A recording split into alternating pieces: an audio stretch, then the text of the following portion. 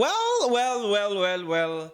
Another one. You really want to listen to this video, watch until the end. Well, let me tell you something, right? There is a company in South Africa called Intercap. Intercap is a transport, they are specializing in transporting people, right? So they've got a lot of bus. They move from one province to another. At some point, they open a case against, they open a case against the South African Police Service, right? They were supposed to be protected by them. The court granted them, or the court ruled in favor of them. After the court ruling in favor of them, an order was issued to the South African Police Service, right? After that order was issued, the South African Police Service did not act in accordance to the order. Guess what happened? This company took the same people back to court for violating the order of the court. Right. Now that they violated the order, the argument is the executive, the South African Police Service, must be arrested for a period of 90 days. Did you just hear that?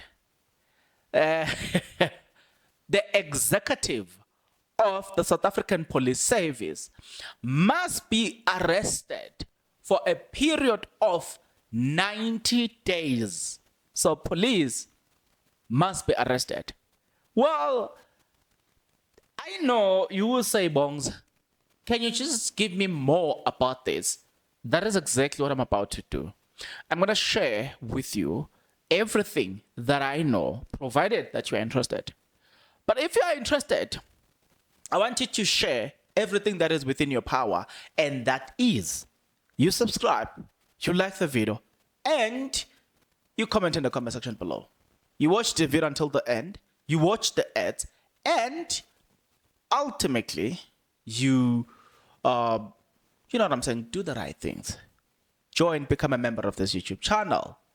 There was an article that I saw released by emoneyweb.co.za.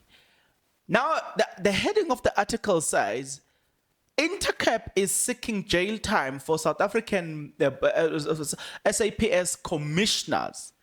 It was released by Roy Koyen. Look,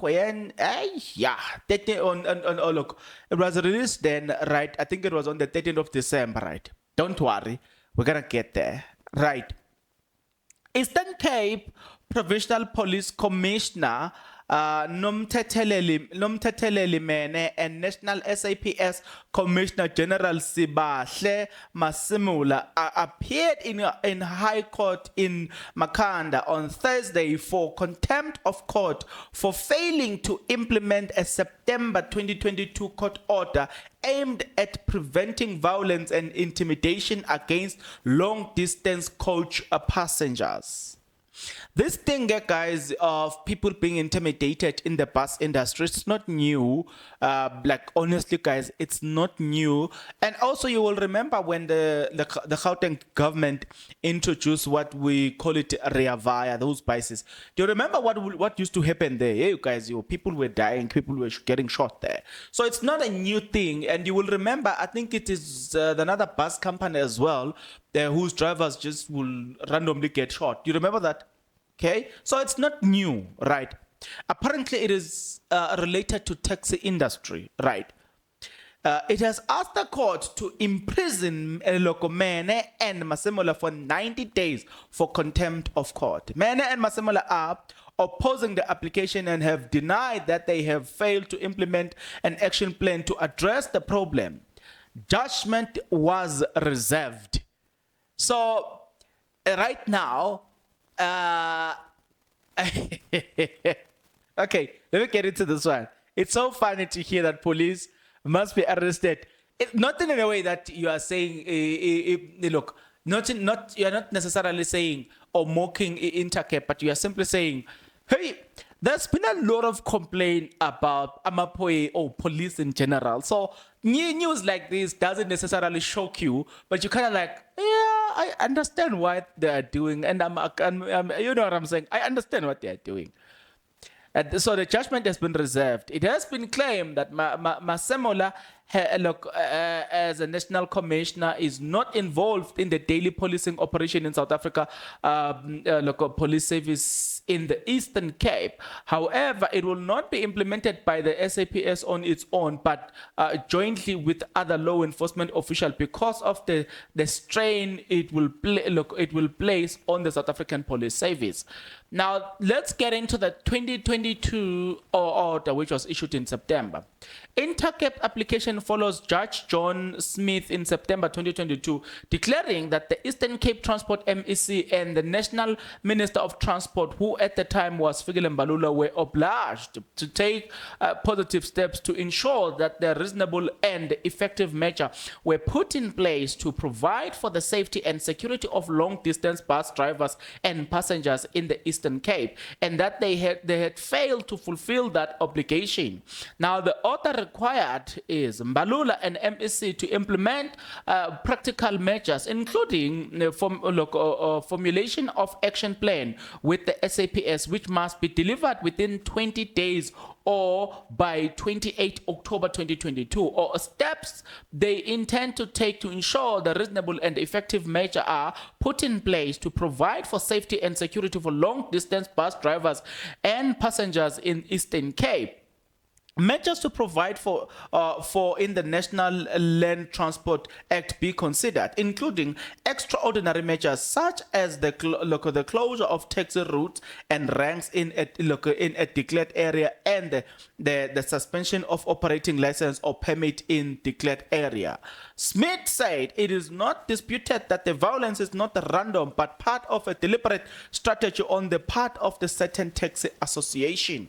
Do you get what I'm trying to say? I was saying that, but Smith, then let's continue with what Smith says, right? The violence is aimed at intimidating and coercing Intercape into agreeing to unlawful demands of taxi associations, which among others are the Intercape must reduce its price and the number of bus operating in different routes and must pay levies to operate in certain areas. Can you imagine? Hey.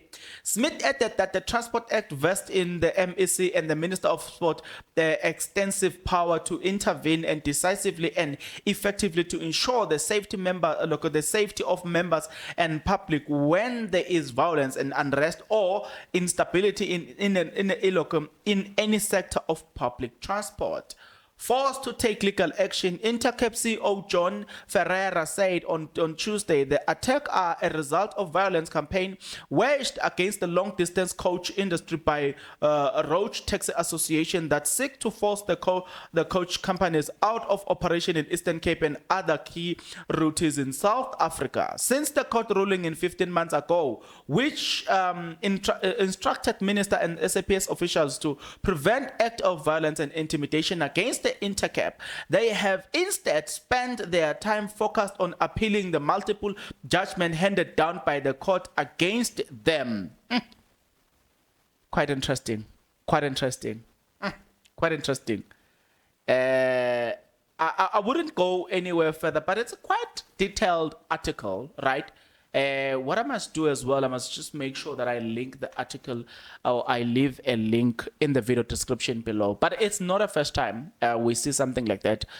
Eastern Cape might have been an example in terms of that, but it's not the first time we see something like that. And it's a non-thing to say it's a taxi thing. It's a taxi violence. It's a taxi strategy to forcing these people out. And what they are saying here, it's true, guys. Like we know. Like I said, when they were fighting area via, they did almost the same thing, right? They did almost the same thing. Drivers were getting shot and all the stuff, and the message was clear that they did not want area via to continue operating in Joburg. But yeah, at the end of the day, the government won. At some point, you will remember that. We will see police escorting these buses. There were police all over the Rea Vaya route because people were getting shot, buses were getting banned and all the stuff. You remember? So it's a known strategy. But then the question is, what have they done to prevent something that is known? But yeah, the interesting part is that we're going to see police getting arrested. What do you say about that? Get into the comment section below. Tell me what you think about everything that I've just shared with you. You and I, guys, will see each other in the next video. But until that next video, God people, please take care.